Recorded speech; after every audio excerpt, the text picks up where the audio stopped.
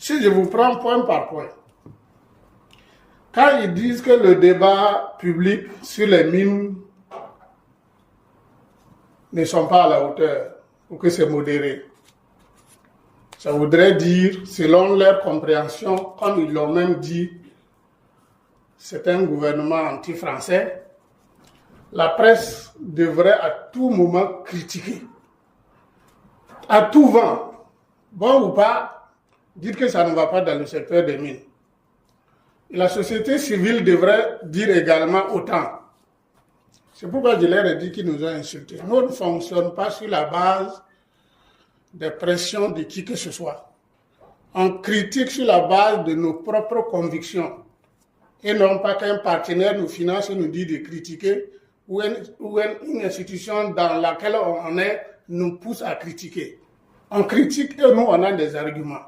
Donc, si leur intention, c'était d'utiliser la société civile contre la transition au Burkina Faso, je leur ai dit qu'ils se sont trompés. Parce que dans tout le rapport, ils ne se sont même pas souciés de la situation sécuritaire dans laquelle le Burkina Faso se trouvait. Ce qui les intéressait, c'est comment on préserve la production d'or au Burkina Faso pour les intérêts occidentaux. C'est pourquoi la question de l'achat d'or, moi j'appelle ça achat d'or, ce que vous appelez réquisition. Parce qu'on a acheté avec ces sociétés avec qui on a pris. Et on l'a acheté au prix du marché international. On ne l'a pas pris de force. Leur souci ici, on aurait dû chercher à savoir ce que le gouvernement a fait avec l'or là. Voici tous leurs problèmes. Bon, pour avoir discuté avec un des membres du comité de validation, je lui avais dit que s'il veut connaître la vérité, nous avons pris l'or là parce qu'on en avait besoin. On a acheté des armes avec et on va combattre les terroristes français que les Français ont fabriqués. Bon, il a rougi, mais j'ai dit, si vous voulez savoir ce qu'on a fait avec l'or, on a acheté des armes pour combattre vos gens que vous envoyez ici pour nous tuer. C'est clair, je pense que vous êtes satisfait de la réponse. Donc, ce qu'il nous reproche, c'est parce qu'on n'a pas cherché à savoir où est parti l'or que le gouvernement a pris avec les sociétés minières. Donc, vous, presse et nous, société civile, on aurait dû creuser fort et nous, on allait sortir dire que ce n'était pas normal et vous devrez écrire ou parler également pour dire que ce n'était pas normal. Ça veut dire qu'on devrait fonctionner sur la base de ce qu'eux, ils veulent. Donc, je leur ai dit que nous, on ne fonctionne pas comme ça. Et quand ils disent que les DG ne viennent pas au comité de pilotage et donc là-bas, c'est une satisfaction modérée. Ils n'ont pas non plus démontré que ça a posé un problème de qualité de participation aux travaux du comité de pilotage. Là également, c'était un faux prétexte parce qu'aucune direction générale n'est absente à une section du comité de pilotage et la qualité des travaux n'a jamais été remise en cause. S'agissant du Fonds minier de développement local, son prélèvement pour l'alimentation du Fonds de soutien patriotique. Là, ils ont voulu me faire croire que la société civile a très mal joué en acceptant que le gouvernement prélève ces ressources-là pour alimenter ce fonds de lutte contre le terrorisme.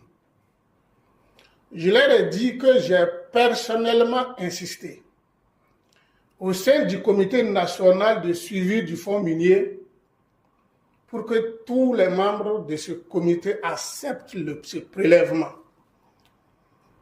J'ai demandé s'ils ont bien entendu que personnellement j'ai marqué mon accord et j'ai insisté pour que personne ne s'y oppose. Ce n'est pas votre argent. En quoi nous on doit avoir votre accord pour utiliser notre argent? C'est votre travail ça.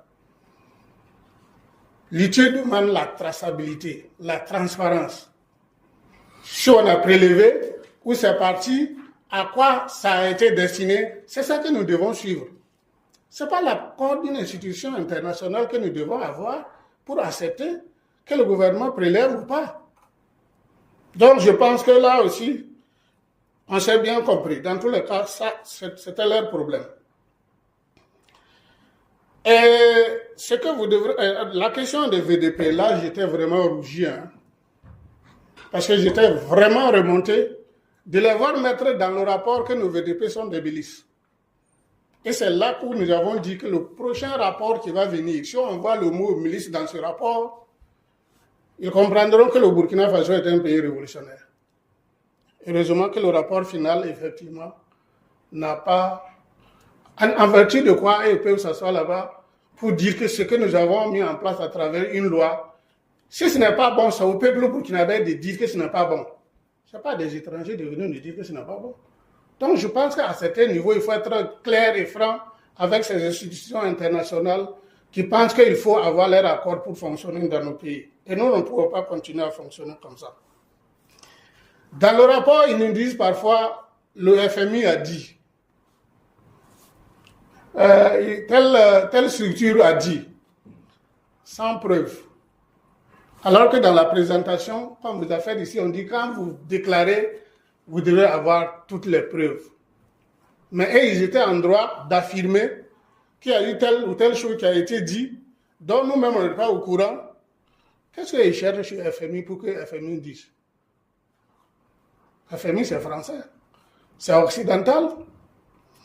Alors, donc, mais avant tout cela, ils avaient mis à contribution un journal français qui avait commencé à préparer le terrain avant que le rapport provisoire même ne nous parvienne. Sur la question de l'or, sur la question du prélèvement dans le Fonds de développement local, et vous avez vu ce titre-là, le Burkina Faso en mauvaise posture à l'ITI international. Ça aussi, je leur avais demandé de m'expliquer comment ça s'est passé. Pour que les journaux français aient les éléments du rapport avant que nous, ça n'arrive chez nous. Donc, il faut comprendre, pour me résumer, qu'on n'a pas à rougir par rapport à la note que nous avons eue. C'est une pression qu'ils ont voulu nous mettre en croyant qu'on va céder. Mais ceux qui étaient à Dakar, la rencontre qu'on a eue, je pense que le SP était là. Il y a d'autres personnes qui étaient là. Il y avait un représentant des sociétés minières qui était là, qui leur a demandé que les sociétés minières au Burkina n'ont pas compris la réaction de l'ITI international. Parce qu'aucune société minière ne s'est plainte de cet or qu'on a pris. Bien au contraire, on leur a acheté leur or au prix. Là où ils devaient vendre, s'ils étaient partis là-bas, c'est comme ça qu'ils allaient vendre. Et mieux, ils ont économisé les frais de transport. Donc, où se situe le problème de l'ITI international?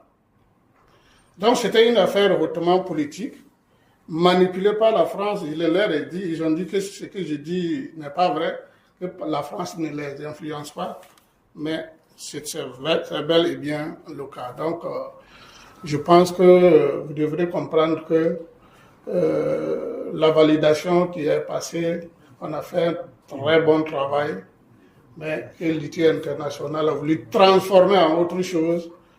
Malheureusement, ils ont des acteurs à l'intérieur qui vont continuer à leur tenir tête.